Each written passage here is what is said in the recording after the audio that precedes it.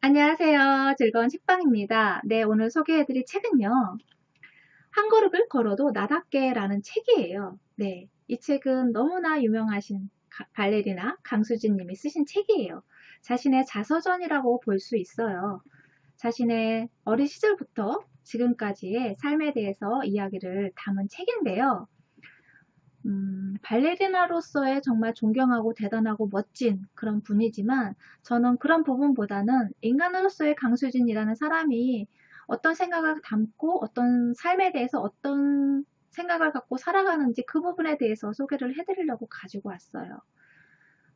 발레리나로서의 삶은 이미 뭐 기록적으로 다 나와 있기 때문에 그것을 참고해 보시면 되고, 오늘 소개해드릴 부분은 이분이 삶을 대할 때 어떻게 대하고 발레를 어떻게 생각하는지 그런 부분에 대해서 어, 소개해드리고, 그리고 또 우리가 알던 언론에서 알던 그런 강수진이라는 사람이 그것과는 조금 다른 모습을 솔직하게 이야기를 하고 계셔서 그 부분에 대해서 소개를 해드리려고 가지고 왔어요. 천재적 재능이 있다기보다 어떻게 보면 노력형에 가까운 그런 분이시더라고요. 그래서 그 부분에 대해서 소개를 해드릴게요. 이분이 어렸을 때는 정말 수줍음 많은 그런 아이였다고 해요. 그래서 엄마 치맛자락을 졸졸졸졸 붙잡고 쫓아다닐 정도로, 그리고 맨날 고개만 푹 숙이고 다녀서 엄마가 앞을 보고 다니라고, 앞을 정확하게 쳐다보고 다니라고 그렇게 잔소리를 할 정도로 부끄럼 많은, 수줍음 많은 그런 아이였다고 해요. 그러면서도 고집이 센 그런 아이였다고 해요. 그런 아이가 처음부터 발레를 시작했냐? 그건 아니었어요. 처음부터 발레를 한 것이 아니고요. 처음에는 엄마의 추천으로 한국무용을 배웠다고 해요. 2년 동안 한국무용을 배우고 예술중학교를 들어갔는데, 한국무용으로 중학교를 들어갔는데 발레를 할 사람이 인원이 적었던 거예요. 그래서 그 반의 인원을 채우기 위해서 추천을 받았어요. 자기가 할 사람 누가 있냐고. 그래서 엄마가 그 수진이한테 이렇게 이야기한 거예요. 발레할 사람 손 들라고 하면 무조건 들으라고 시킨 거예요. 그래서 엄마 말을 듣고 그냥 무조건 손 들을 거예요. 그래서 얼떨결에 그냥 발레 그 반으로 들어갔어요. 그래서 처음에 1년 동안은 한국 무용을 하다가 발레를 처음 기초를 하려니까 너무 힘든 거예요.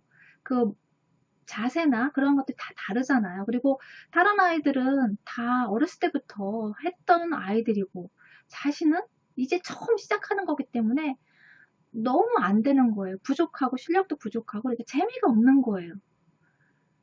비교도 당하고 그러다 보니까 1년 동안은 거의 뭐 수업도 별로 대충 간신히 따라가고, 재미없어서 막 이제 뒤로 처지는 그런 학생이었어요. 그런데 2학년이 딱 됐는데 그 발레를 가르쳐주는 선생님이 외국 선생님이었나 봐요. 근데 너무 예쁜 거예요. 완전히 마린 인형처럼 발레 하시는 분들이 마른 체형에 어, 그런 체형이어야지만 할 수 있잖아요. 몸도 가볍고 해야 할 수 있는데 그런 분이었던 거예요. 너무 예쁘고 너무 좋아서 그 선생님 때문에 발레를 열심히 하게 돼요. 그리고 또 그 선생님이 너무너무 칭찬을 잘한 거예요. 칭찬을 잘해줬어요. 조금만 더 잘하면 이것도 할 수 있겠구나 그러면서 너무 잘한다고 조금만 사소한 거라도 놓치지 않고 칭찬을 많이 해줬던 거예요. 그랬더니 이제 강수진이, 그래, 어렸을 때 그 강수진은 칭찬을 해주니까 너무 신나서 더 열심히 했던 거죠. 그래서 밤새워서 열심히 하고 정말 틈만 나면 열심히 해서 그렇게 실력이 월등하게 막 쑥쑥쑥쑥 올라가요. 그러니까 그 노력의 시간이 차곡차곡차곡 실력으로 쌓아져서 보여졌던 거죠. 그리고 이분이 중학교 3학년 때 좋은 기회를 얻게 돼요. 어떤 기회냐면요. 모나코 왕립 발레 학교 교장 선생님이 한국을 방문해서 인재를 찾으려 한국을 방문을 해요. 그래서 그때 강수진 학생을 만나고 부모님께 허락을 받고 모나코로 데리고 가요.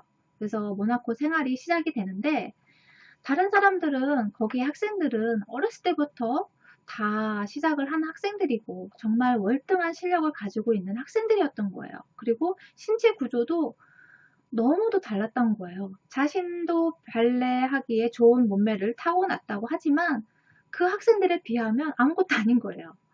그러다 보니까 노력을 할 수밖에 없었던 거죠.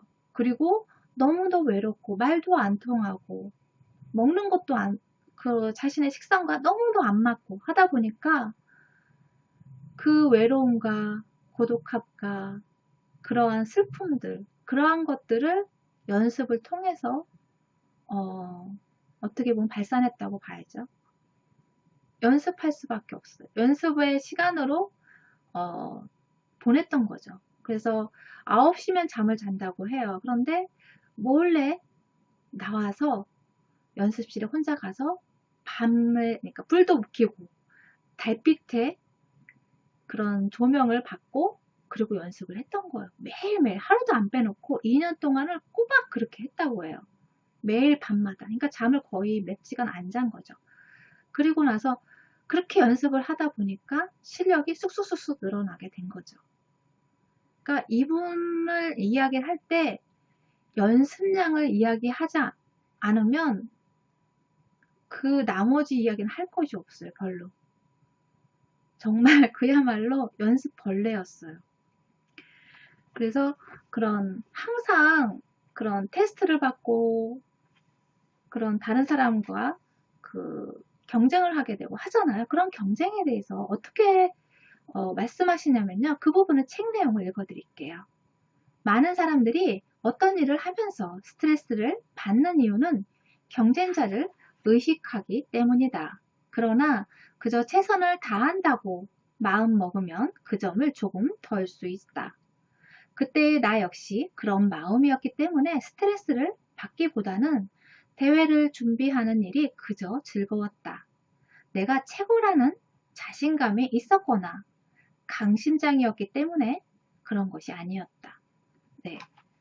자신이 뭐 실력을 자기 스스로가 인정을 해서 아니면 뭐 강심장이라서 무대 체질이라서 그런 것이 아니고 그냥 최선을 다한다는 거기에 몰입하고 자신이 하는 작품에 몰입하고 그것만 생각한 거죠. 다 다른 사람과 경쟁하고 그거에 대해서 신경 쓰고 그럴 여지가 없었던 거예요. 온전히 그 무대에만 집중을 했던 거죠. 그렇기 때문에 그런 에너지 소비도 좀 덜했고 그리고 또 그 무대에서도 최선을 다했기 때문에 정말 좋은 성과가 있었고 그런 결과물이 있었다고 생각해요. 그래서 선생님을 여기서 교장 선생님을 만났잖아요. 그래서 모나코를 따라갔는데 나중에는 정말 좋은 성과가 나고 그리고 또 뉴욕에서 정말 큰 대회에서 1등을 하게 돼요. 그래서 여기저기서 러브콜이 와요. 그런데도 교장 선생님이 1년만 자신과 더 같이 있자고 이야기를 해요. 왜냐하면 너무 어린 나이에 제대로 갖추지 않고 제대로 완벽하게 인간으로서도 그렇고 실력으로서도 그렇고 좀 더 단단하게 다진 다음에 그런 무대에 서기를 바랬던 거예요. 그래서 그냥 교장 선생님 말씀대로 그렇게 해요. 그걸 다 거절하고 다시 교장 선생님 집으로 들어가서 제대로 배워요. 근데 그분이 정말 대단하신 분이시고 그리고 또 이분을 정말 어떻게 보면 이분의 삶의 중심이 되는 분이시기도 해요. 인성부터 정말 식사 예절부터 하나부터 열까지 꼼꼼하게 챙기고 돌보면서 가르쳐 주셨던 분이세요. 오늘날의 강수진이 있게 한 분이시라고 볼 수 있어요. 그 부분을 소개를 해드릴게요. 선생님은 생전에 몸만 있고 영혼이 없으면 시체이고 영혼만 있고 몸이 없으면 유령이라며 발레에는 몸과 영혼의 조화로움이 중요하다고 강조하셨다. 훌륭한 발레를 하려면 먼저 훌륭한 사람이 되어야 한다고 가르쳐 주셨다. 더 높은 도약을 위해서는 실력뿐 아니라 인성을 키워야 한다는 강한 신념이었다. 인생에 그런 스승을 만날 수 있다는 것만큼 행운은 없다. 네, 정말 중요한 인생의 중요한 스승을 만나신 거예요. 그래서 그분의 가르침을 받으면서 인성과 그 다음에 대화하는 법, 사람들과 어울리는 법, 그리고 파티에 가서 어떻게 매너를 지켜야 하는지, 어떤 배려를 해야 하는지부터 아주 상세하게 데리고 다니면서 그렇게 가르쳐 주셨던 거예요.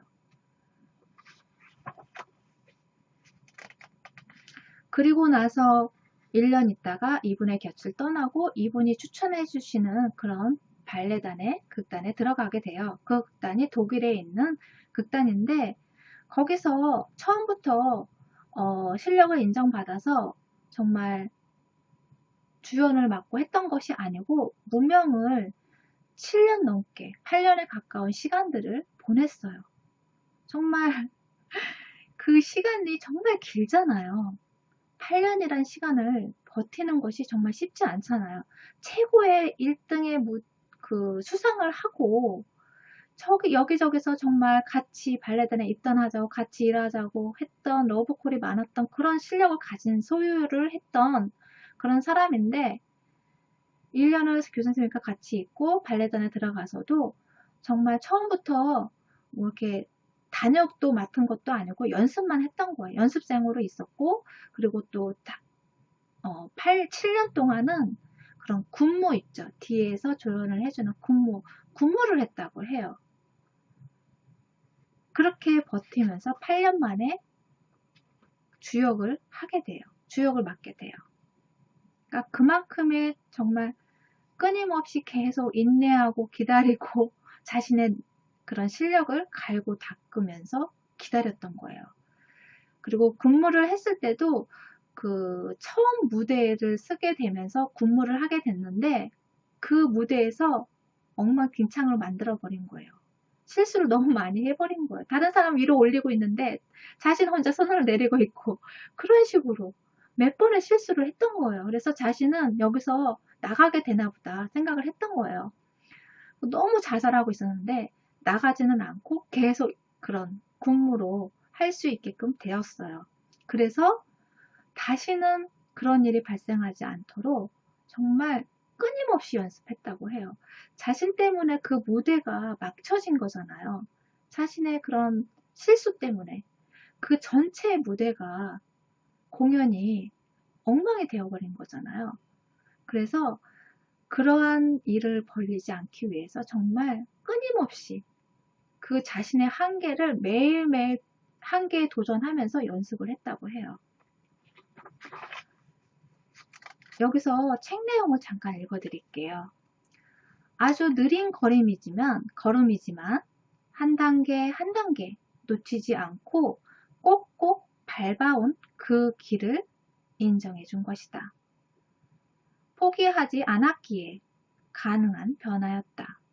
시작이 늦었다고 발전이 더디다고 포기해버렸다면 지금의 강수지는 될 수 없었을 것이다. 지각할 것 같으면 에이 어차피 늦은 거 그냥 가지 말까? 라는 생각이 드는 것이 사람의 마음이다.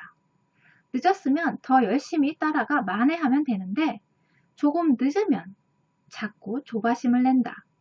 빨리 가려고 편법을 쓰다가 잘 안 되면 아예 포기하기도 한다. 지각은 조금 느리게 가는 것일 뿐 실패는 아니다.